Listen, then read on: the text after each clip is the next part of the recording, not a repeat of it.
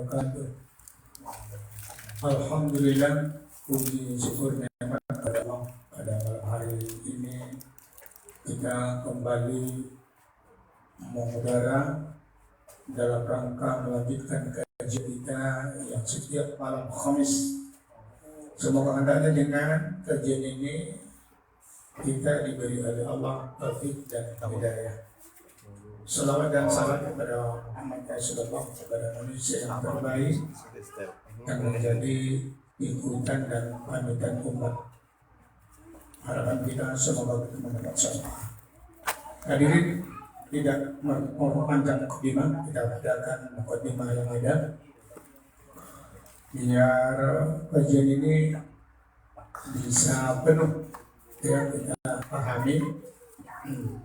Kepada saudara pemirsa yang sedang memantau kajian ini, mari kita simak bersama ya, kita bahas bersama.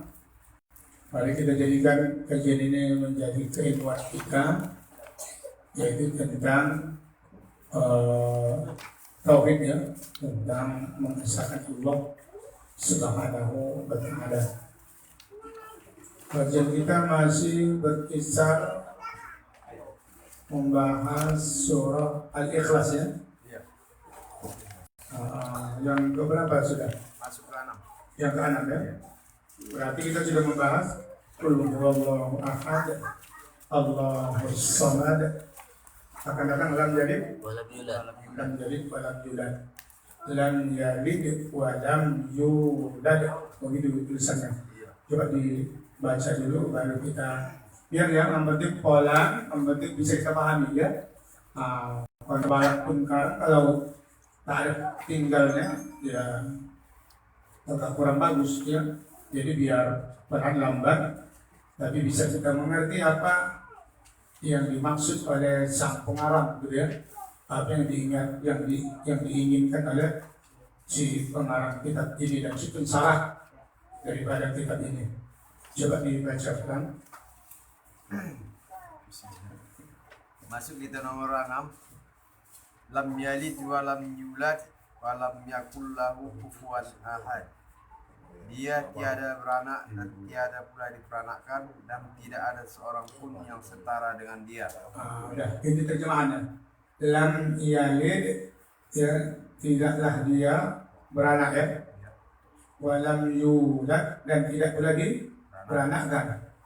Walam yakul lahu kufuwan ahad, dan tidak ada yang setara dengan dia. Kufuwan itu sekufu yang seimbang ya. Tidak ada yang sekufu yang seimbang atau yang setara dengan dia.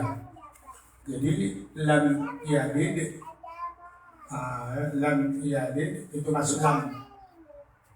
Itu masuk lam, itu namanya huruf nafi ya. Wa jazmin wa qalbin, menafikan dari sejak dahulu maupun akan datang. Tuhan tidak akan pernah beranak dari dulu sampai akan datang. Maka itu makna lam. Bukan layalid ya. Bukan layalid, tapi lam yalid. Maknanya wal jasmin wa qalbin. Wal jasmin wa qalbin. Lebih dahsyat lagi dia daripada layalid. Kalau lam yalid, itu lebih dahsyat penafiannya. Tidak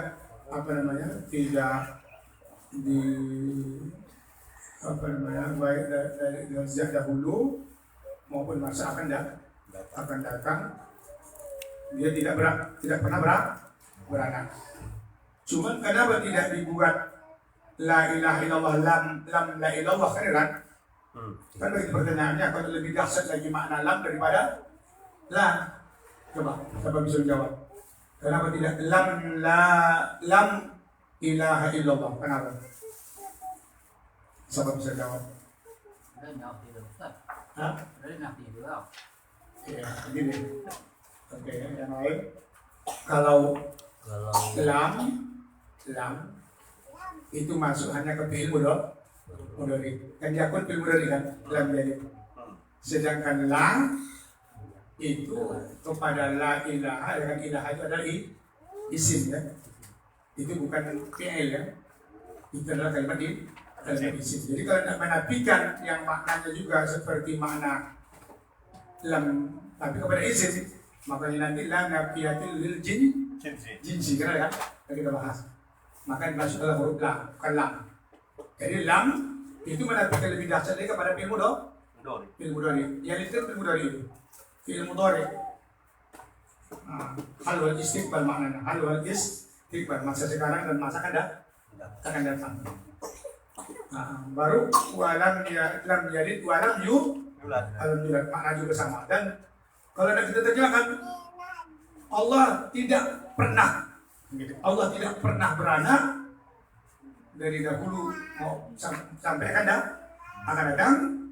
Walam yalid walam yulad, dan tidak pula pernah diperanakan, apalagi diperanakan, apalagi dilahirkan dari seorang ayah gitu ya. Jadi masuk dalam, jadi lam itu wajasmin baqalmin.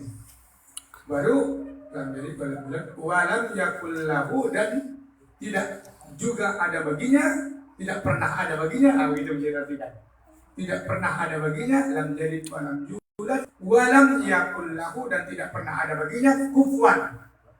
Artinya kufuwan seimbang atau tandingan juga bisa.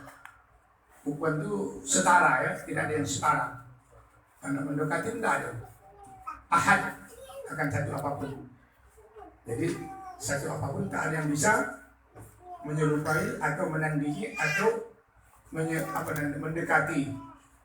Artinya ya menyerupai begitu ya. Akan Allah Subhanahu wa ta'ala. Itu makna lam yalid walam yulad. Jadi hari ini lam yalid walam yulad ini menguatkan ayat yang pertama. Allahus samad. Ayat berapa? Ayat yang kedua ya. Allahus samad, karena Allah tempat bergantung semua makhluk. Semua makhluk al-kainat Allah tempat bergantung. Itu menguatkan ya. Coba dulu kita baca dulu, mungkin antara nanti dalam. Ini adalah penegasan bagi samadiyah atau predikat sebagai tempat bergantung segala sesuatu. Dan ini adalah penegasan. Penegasan atau pengkuat. Penegasan itu artinya pengkuat kan? Lam yalid walam yulad ini penegasan, pengkuat daripada Allahus samad. Jadi di situ SH kan? SH samadiyah apa itu? Samadiyah. Kalau SH itu berapa itu bang? Sot kan? SH. Samadiyah. Samadiyah tidak samad. Allahus samad. As-samad tidak samadiyah. Jadi kalimat lam yalid walam yulad itu adalah pengkuat daripada kesamadiyahan Allah. Itu artinya. Apa arti kesamadiyahan itu? Allah tempat bergantung. Di situ artinya coba dulu. Ini adalah penegasan bagi samadiyah atau predikat sebagai tempat bergantung segala sesuatu dan keesaan Allah.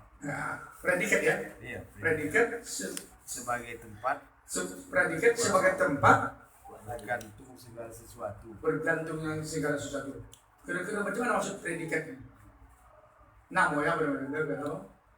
Itu sebagai predikat tempat bergantungnya segala sesuatu. Apa kira-kira maknakan predikat ini? Predikat kalau bahasa Indonesia pokok kalimat. Pokok kalimat. Kalau itu tujuan dia. Pokok kalimat. Iya. Itu predikat berarti dia sebagai tujuan.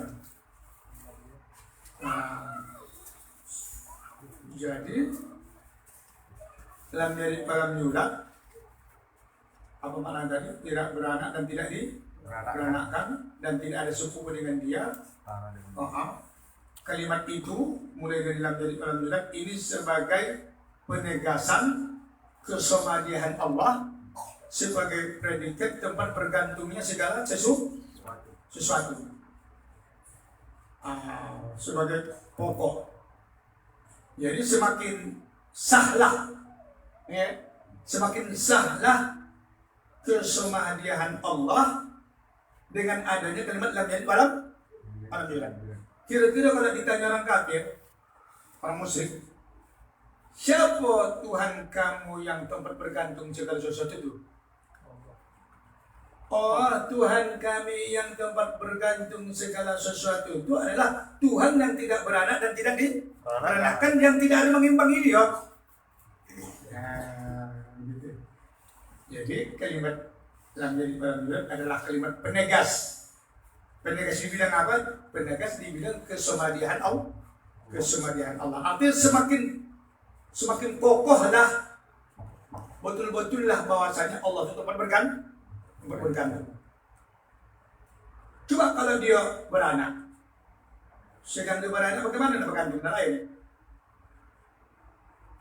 Coba dia kalau dia diperanakkan, sebelum dia dianakkan, siapa pula dia gantungi? Kan begitu kan? Coba kalau dia ada yang mengimbangi dia, udah tak mungkin lagi dia tempat bergantung segalanya. Udah ada dua sama dia, tak mungkin dia saja orang kan, makhluk kan.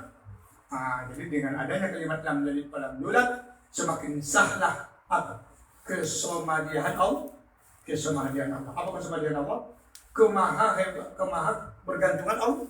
Kemaha tempat bergantungan makhluk terhadap Allah. Terhadap Allah. Udah. Jadi sebagai apa kalimat lam yalid walam yulad? Sebagai penegas. Sebagai pentaukid namanya. Apa pentaukid? Pengkuat tentang apa? Kesamadihan Allah. Apa artinya? Kemaha tempat bergantungan segala makhluk terhadap Allah Subhanahu wa ta'ala. Udah bisa dipahami? Sudah kasih dulu? Insyaallah ya. Kalau insyaallah kita lanjut lagi. Kami katakan penegasan karena kami memahami ini dari keterangan sebelumnya, maka kehadirannya di sini sebagai penegasan dan penetapan bagi sebelumnya. Coba ulang balik. Kami katakan di sini. Kami katakan penegasan ya. karena kami memahami ini dari keterangan sebelumnya, maka kehadirannya di sini sebagai penegasan dan penetapan bagi sebelumnya. Jadi kan si pensarah mengatakan lam yalid walam yulad itu adalah sebagai penegas. Sebagai apa? Pengkuat. Itu ditinjau daripada kalimat sebelumnya. Apa kalimat sebelumnya? Qul huwallahu ahad, Allahus samad. Katakanlah Allah itu esa. Oh esa ya. Macam mana Allah keesaannya itu? Allahus samad, segala sesuatu bergantung ke dia, mampu bergantung, itu keesaannya. Jadi macam mana lah sampai dia bisa digantungi. Apa? Lam yalid walam yulad walam yakul lahu kufuwan ahad. Allah yang tempat kami gantungi seluruh makhluk bergantung sama dia itulah dia tidak beranak dan tidak diperanakkan dan tidak ada yang mengimbanginya. Jadi si pengarang pensarah mengatakan, kalau ditanya dia kenapa kau katakan lam yalid walam yulad sebagai penegas atau pengkuat kan begitu? Jawabannya apa? Karena kami meninjau dari kalimat yang sebelum lam yalid. Apa kalimat yang sebelum lam yalid? Termasuklah qul Allahus samad. Jadi dengan adanya kalimat qul huwallahu ahad, Allahus samad, memaksa kita memunculkan kalimat lam yalid walam yulad. Begitulah. Tak bisa dielakkan. Udah pas itu kata. Begitu kalimat muncul, qul huwallahu ahad, Allahus samad, lam yalid walam yulad. Dia nak kurang pas kalau lam yalid walam yulad dimasukkan. Tak ada begitu ya. Tak ada pakai kurang pas. Begitu masuk qul huwallahu ahad. Katakanlah Allah itu Esa. Allahus samad. Allah tempat bergantung seluruh makhluk. Coba masuk ayat berikutnya. Baca nak. Lam yalid wa lam yulad wa lam yakul lahu kufuwan ahad. Lam yalid wa lam yulad. Tidak beranak dan tidak diberanakkan. Kira-kira apa yang cocok Bapak Asor selain lam yalid wa lam yulad dimasukkan ke sila Allahus samad? Coba lo kayak Bapak. Apa kira-kira saudara? Katakanlah Allah itu Esa dan dialah Allah tempat segala bergantung makhluk. Apa kira-kira Bapak mungkin ayat ketiga? Rasulullah jadi Rasulullah tidak beranak. Apa kira-kira Bapak asal saudara? Pasti tak saudara. Pasti tak saudara. Nah saudara, lam yalid walam yulad. Nah tahulah kita tentang corona saking hafalnya lagi aku hawa. Ingat cerita siapa ni? Musailamatul Kadzdzab. Mana membuat sepotong ayat di karena guru kita baca dulu waktu zaman dulu. Ayat kata kan kan? Nah, pohon kau di bawah, kau di atas. Karang kau kaya kan? Tak sodap. Kawan sendiri mana tu kan tak? Tak sodap. Tak sodap jangan. Dia kan mengaku juga Nabi. Itu saya suratkan Nabi Muhammad katanya kau bagian sana aku bagian sini. Apa jawab kata Nabi? Andai kata ada sepotong kayu di tanganku lalu kau pinta sepotong kayu itu kau kekolah lagi kau sampai bungkuk 8 kau jungkir balik kau aku rasa apalah sepotong kayu apalagi agama apalagi sebuah wilayah sepotong kayu yang tak bernilai takkan kau kasih kau. Jadi dibikin si Musailamatul Kadzdzab lah menandingi satu ayat kan? Nah itu jadi tak enak. Jadi Allahus samad sambungannya enak pula dalam jadi jadi penegas kuat. Jadi penegas itu dikarenakan kalimat yang sebelumnya itu Allahus samad atau qul huwallahu ahad Allahus samad. Itu jawaban kami ya. Lanjut. Karena samadiyah dan keesaannya dia tidak beranak. Karena anak seperti bapaknya dalam bentuknya, dalam sifat, bahkan dalam kemiripan. Titik. Coba balik. Karena samadiyah dan keesaannya. Karena somadiyah dan samadiyah ya. Jadi sobat masuk. Aku yakin sobat itu. Nah, kemarin di situ Esa ya. Esa. Iya, karena somadiyah dan keesaannya ya. Iya. Atau karena somadiyah yaitu keesaannya. Nah, somadiyah itu maknanya Esa. dan keesaannya. Somadiyah tempat bergantung dan keesaannya. Keesaannya ahad ya. Karena ahad ya. Qul huwallahu ahad itu Esa. Somadiyah itu tempat bergantung terus dia tidak beranak. Dia tidak beranak karena anak seperti bapaknya dalam bentuknya, dalam sifat, bahkan dalam kemiripan. Karena anak ke belakang. Kalau nanti beranak. Tentu kalau ada anak itu mirip nanti dengan ayahnya. Bentuk dan sifat. Bentuk dan sifat. Ya. Makanya dibuatlah lam yalid wa lam yulad, tidak beranak dan tidak diberanakkan. Karena Allah itu somadiyah dan ahad. Apa somadiyah? Tempat bergantung. Ahad artinya esa. Jadi sudah jelaslah keesaannya itu tidak beranak dan tidak diberanakkan. Karena kalau esa kan tidak ada sekali kita maknakan yang menandingi dengan dia, yang menyerupai dengan dia, atau tidak ada setara dengan dia, atau tidak ada yang kedua. Jadi kalau tidak ada yang kedua, kami buatlah lam yalid wa lam yulad, artinya muncullah dibuat oleh Allah, muncullah firman Allah lam yalid wa lam yulad, tidak beranak dan tidak diberanakkan. Kenapa kalau Tuhan beranak? Kalau beranak Tuhan dan diberanakkan pula, bayangkan pastilah dia anaknya itu mirip macam dia. Bentuknya sifatnya kan begitu nanti. Kalau dah sopat lah dua, tak lagi esa namun, tak lagi esa, tak lagi sama dia lagi. Nah, makanya muncullah kalimat lam jadi dalam tulang. Kalau pada anak mirip tidak abang sama abang, mirip lah dari bentuknya, pajalannya, sifatnya batin. Ada yang namanya hukum menyerupai. Sama Allah Ta'ala itu tidak ada keserupaan, itulah ahad. Dia adalah satu-satunya itulah esa. Paham? Bisa? Lanjut? Lanjut kita? Lanjut lagi. Ketika Mujadjis al-Mulidji datang kepada Zaid bin Harithah. Siapa ya? Si? Zaid bin Tidak, pertama tadi. Ketika Mujadjis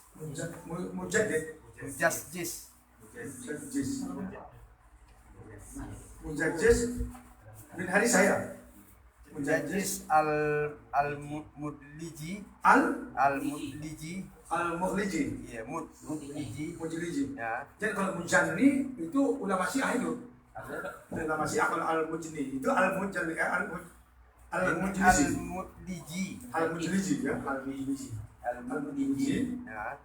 Datang kepada Zaid bin Harithah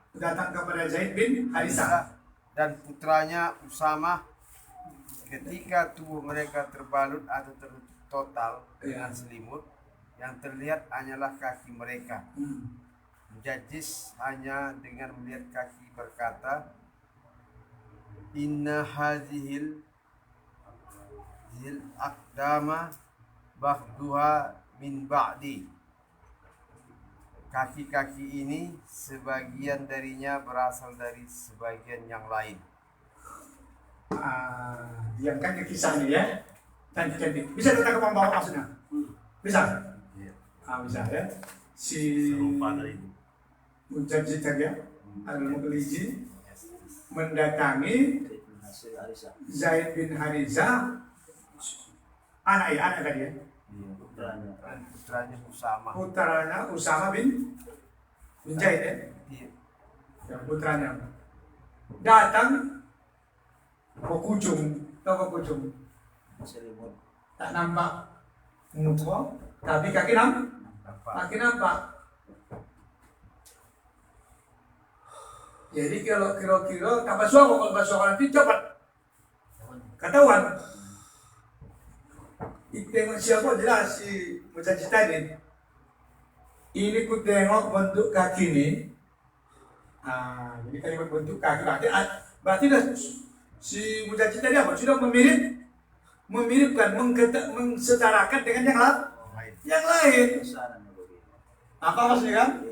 Berarti kau ni kalau aku tengok dari kaki kau ni, anak Syanu, cucu Syanu dari kaki kau ni.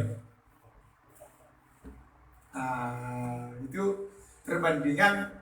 Kalau sudah dikatakanlah kata anak Syanu beranak, tentu ada anaknya. Anak itu mirip lah. Allah Ta'ala tidak seperti itu.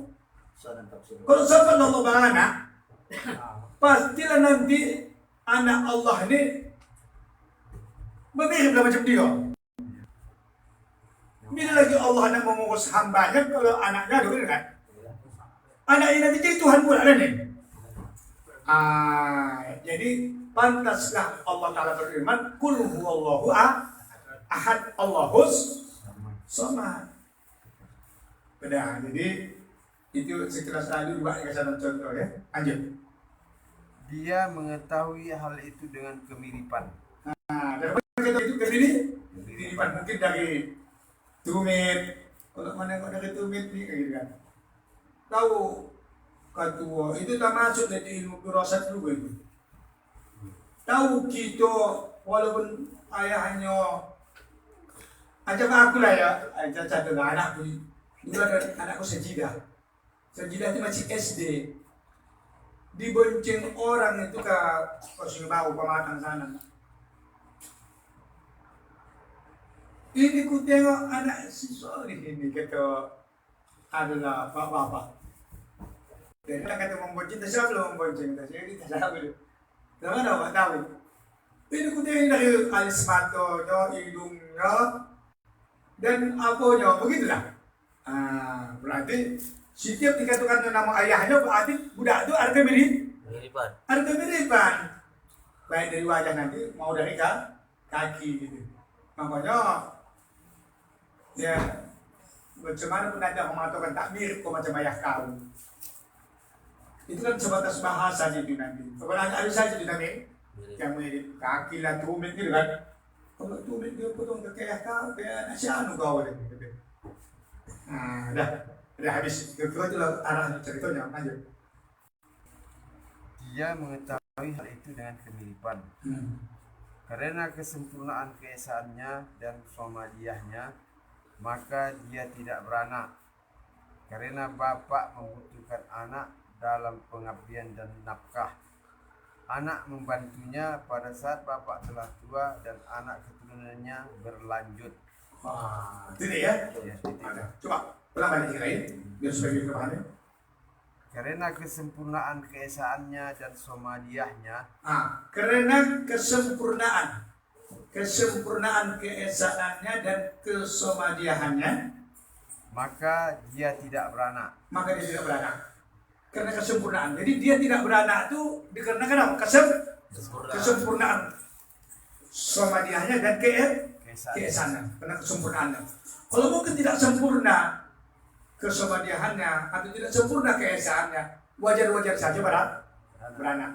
Tapi karena sempurna, tak ada kekurangan. Kesomadiahan Allah, sempurna keesaan Allah, maka dia wajib tak beranak. Jadi yang beranak apa? Tidak sempurna. Betul tidak? Udah, maka dia tidak beranak. Lanjut, tidak beranak dari situ. Tidak beranak. Jadi dalam pengabdian dan nafkah anak Ambil karena bapaknya itu ya. dan anak keturunannya berlanjut. Ya, tidak lama tadi kan ada Karena kesempurnaan keesaannya dan somadiyahnya, maka dia tidak beranak. ya, terus Karena bapak membutuhkan anak dalam pengabdian dan nafkah. terus Anak membantunya pada saat bapak telah tua dan anak keturunannya berlanjut.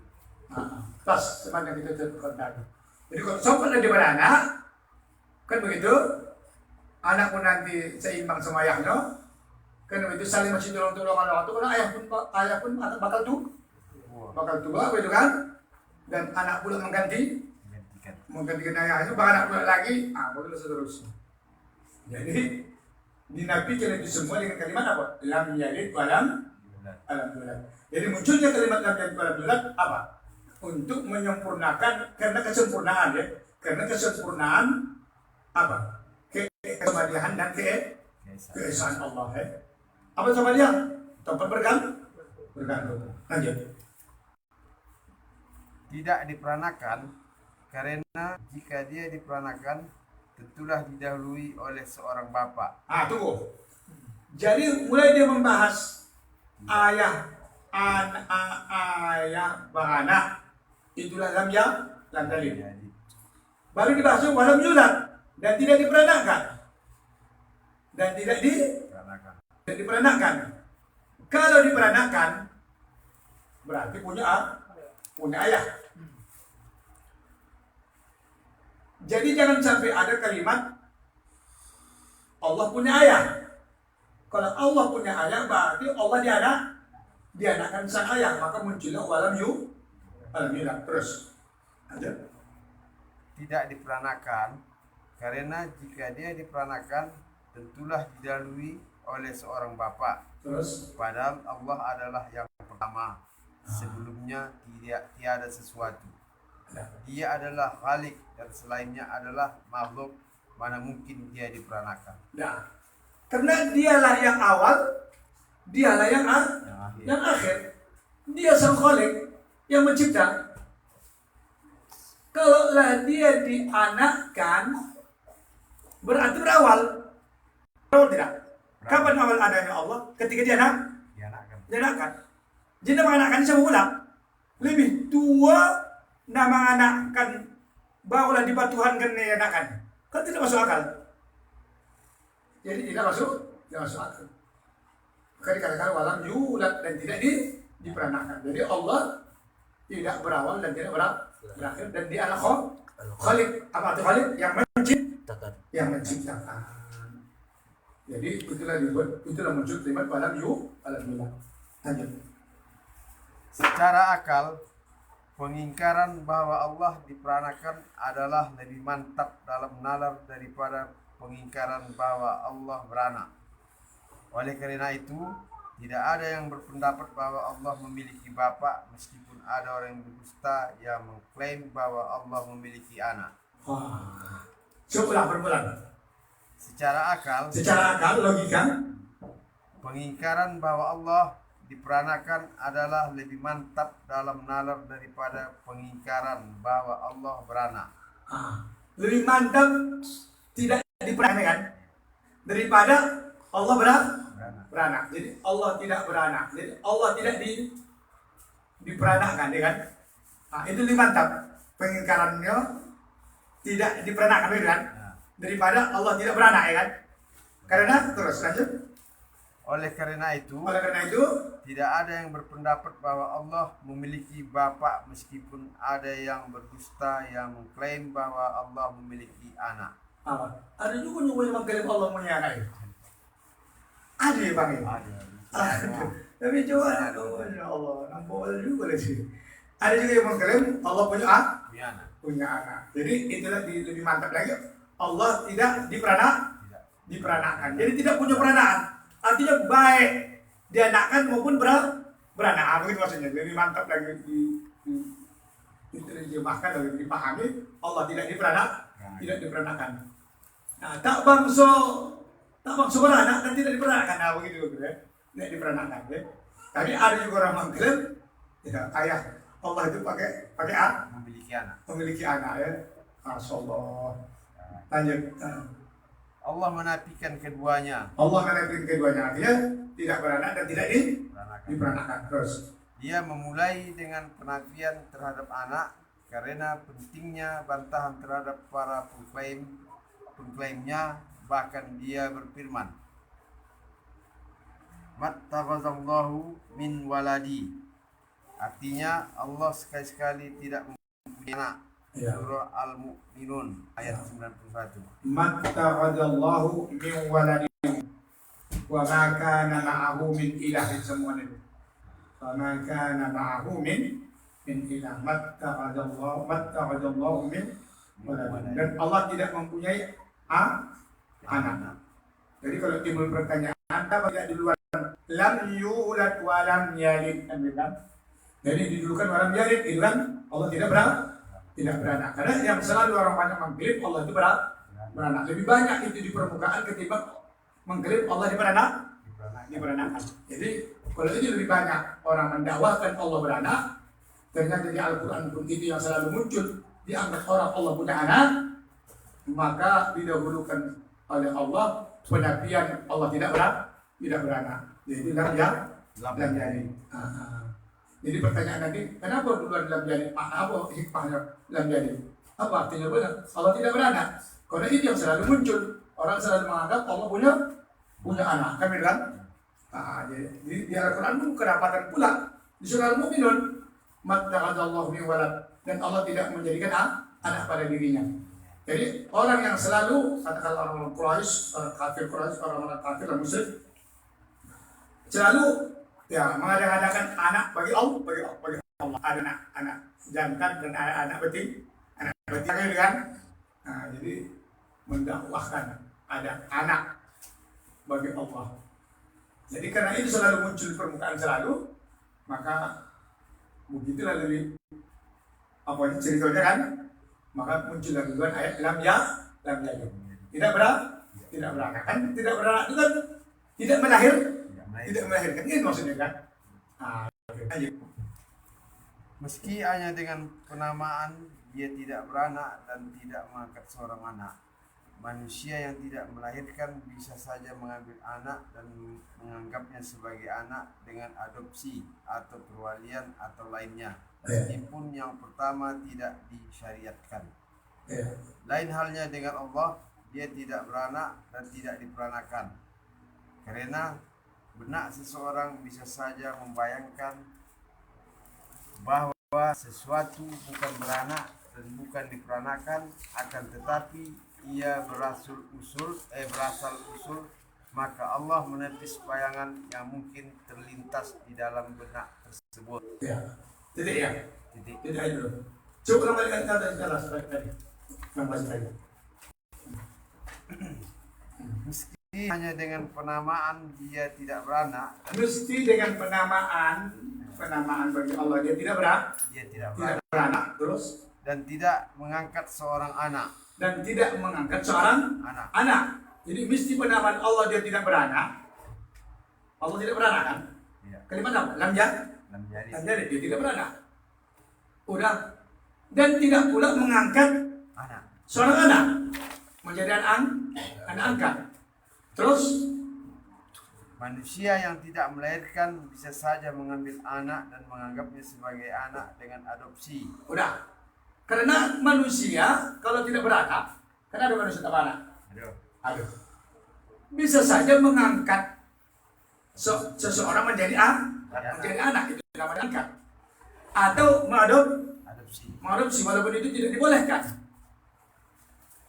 Dan bikin sperma jantan dari mana? Masukkan ke rahimnya, ambil melahirkan anak. Atau dia ambilnya anak orang jadi anaknya. Kan begitu. Apakah begitu Allah Ta'ala dia tak beranak ini bisa macam manusia tadi bisa mengangkat? Tidak. Menjadi seseorang menjadi beranak, menjadi anak? Tidak.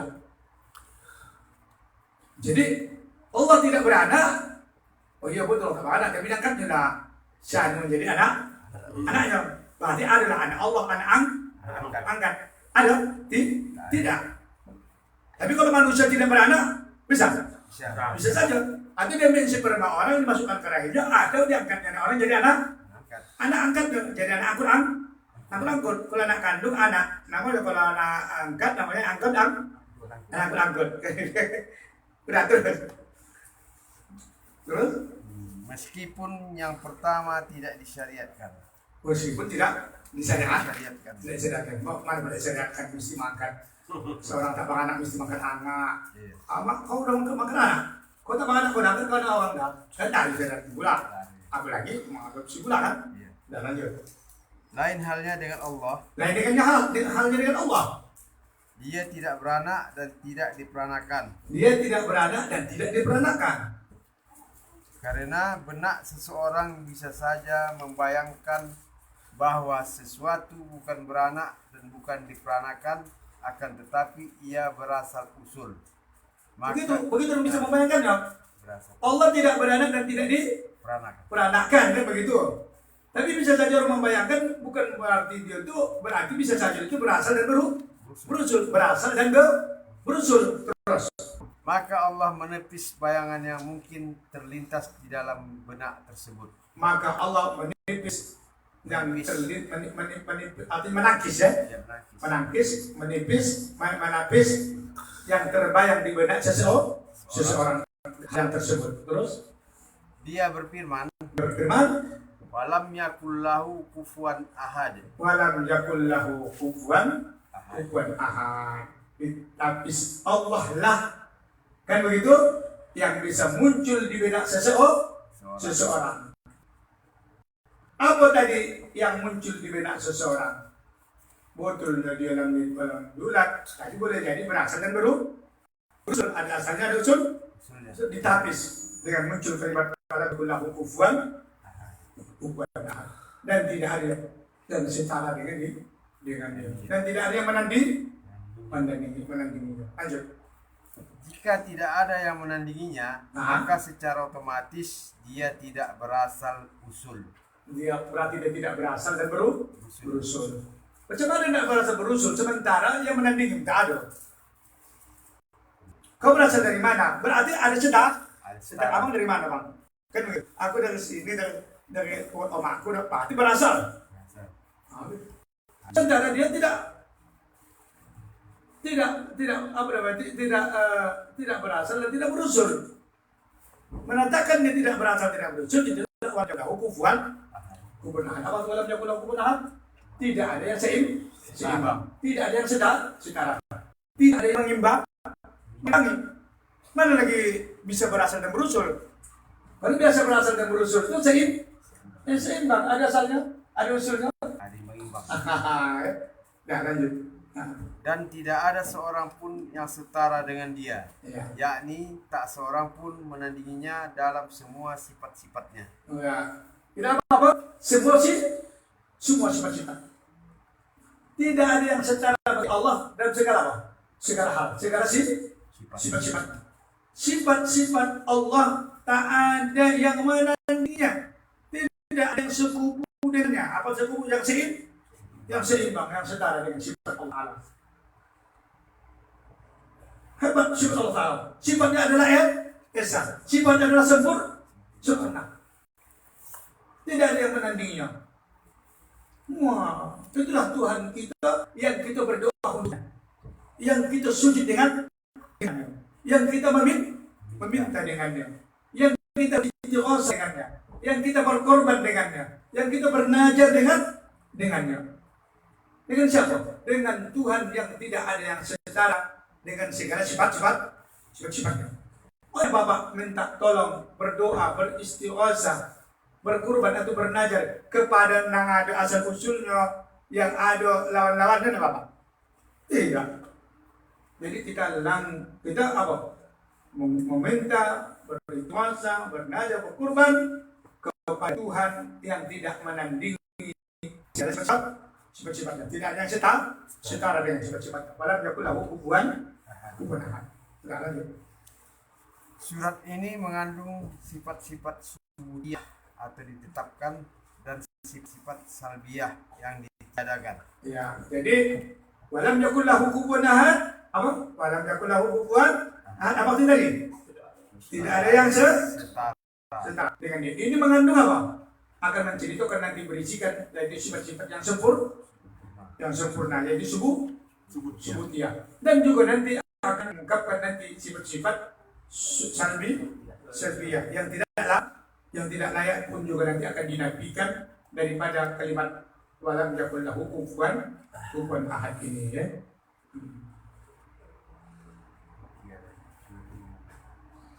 Berapa menit lagi Bang? 10 menit lagi. Hah? 10 menit lagi. 10 menit lagi. Kita tambah lagi sekitar 5 menit lagi ya? Ini sekali Nah, sekali lagi. Nah. Sifat subutiyah Allah yang mengandung makna uluhiyah, ahad yang mengandung keesaan, dan as-somad yang mengandung as-somadiyah atau tempat bergantung segala sesuatu. Jadi, ya. Titik. Coba ulang balik. Sifat subutiyah. Sifat subutiyah, apa sifat subutiyah? Sifat yang dimiliki. Ya, itu sifat yang sempurna. Sifat yang dimiliki Allah. Disebut apa? Subutiyah. Ingat itu. Kalau tersebut nanti kalimat kata subutiyah itu sifat yang dimiliki oleh Allah. Terus. Sifat subutiyah Ya. Allah yang mengandung makna uluhiyah. Nah, mengandung makna uluhiyah. Ingat, makna uluhiyah. Kalau kita bahas dulu di tauhid uluhiyah itu tauhid ibadah ya. Jadi yang mengandung uluhiyah. Ahad yang mengandung keesaan. Ahad yang mengandung Keesaan. Terus. Dan as-somad As-somad yang mengandung as-somadiyah atau tempat bergantung segala sesuatu. atas bergantung segala sesuatu. Itu namanya apa? Subutiyah semua. Yang pertama tadi apa tuh? Coba balik. Sifat subutiyah. Ya, terus Allah yang mengandung makna uluhiyah. yang mengandung makna uluhiyah. Allahu Samad. Allah itu mengandung uluhiyah. Uluhiyah adalah sifat subutiyah, sifat ketuhanan. Ahad keesaan. Subutiyah. Baru as-samad itu samadi apa tuh? Apa samadnya? segala tempat Bergantung. bergantung. Itu namanya subuh. Arti subuh dia sifat yang dimiliki oleh Allah. Sifat zat yang dimiliki dia. Nama sifat yang ada pada zat Allah Subhanahu wa Ta'ala. Udah lanjut. Terus ini mas yang kedua ini. Udah habis. Mari kita simpulkan. Kita simpulkan. Ringkas saja biar dipahami. Ya. Lam yalid wa lam yulad. Ingat itu tadi apa? Kalimat penegas. Menegaskan kalimat yang terdahulu. Apa kalimat terdahulu? Qul huwallahu ahad, Allahus, itu menegaskan. Itu menegaskan. Baru kesimpulan yang kedua, lam yalid wa lam yulad, didahulukan lam yalid, tidak pernah beranak, karena yang selalu didakwahkan, ya, yang selalu didakwahkan orang-orang musyrik Allah. Allah itu beranak. Mat tawadzallahu waladahu wa tawadzallahu min waladihi wa ma kana ma'ahu min ilah. Itu. Baru yang berikutnya, lam yakul lahu kufuwan ahad. Itu menafikan Allah dari berasal dan berusul. Allah tidak ada asal dan tidak ada usul. Karena tidak ada yang seimbang dengan dia. Itu. Baru yang kesimpulan terakhir, lam yalid wa lam yakul lahu kufuwan ahad, itu mengandung ada dua sifat. Yang pertama sifat subuh dia, baru nanti akan datang mungkin akan menceritakan sifat salbiyah. Sifat subuh dia yang dikandungnya termasuklah uluhiyahan, ahad dan as-samad. Arti ahad keesaan, arti as-samad tempat bergantung. Itu adalah sifat subuh dia. Jadi hadirin rahimakumullah, saya rasa tidak hanya di dalam kitab kita ini seperti ini, juga saya yakin ya, Bapak akan temukan juga ini tafsir Ibnu Katsir nanti ya, di tafsir Ibnu Katsir. Jadi apa yang diungkapkan oleh kitab ini tidak bisa kita pungkiri ya, karena sudah ada berdebat di dalam tafsir dalam menafsirkan suratul Ikhlas. Ya. Jadi insya Allah waktu dan tempatlah yang membatasi kita. Sampai di sini dulu mukadimah taufik yang bahas malam hari ini. Walaupun yang kita bahas sambungan daripada suratul Ikhlas, Allahus Samad dan dari barang yulad dan yakulahu kufuwan ahad. Ya. Jadi semoga dengan kajian kita malam hari ini menyelesaikan dari suratul Ikhlas ini, menambah perbendaharaan keilmuan kita dan kebutuhan kita, keimanan kita kepada Allah Subhanahu wa Ta'ala. Jadi saya mohon maaf kepada saudara pemirsa yang memantau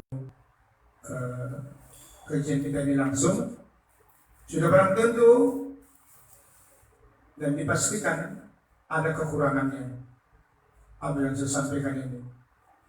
Jadi dengan kekurangan ini silakan Bapak tambahkan atau Bapak tutupi dengan kajian-kajian keilmuan, terutama di bidang taufik. Dan mau Bapak tambahkan pun ini buka kembali nanti Ibnu Katsir tentang penafsiran Al-Ikhlas lebih mantap lagi ya, lebih mantap lagi ya. Jadi di sini kurang lebih soal maafin, saya serahkan beberapa ini kepada saudara kita Ali.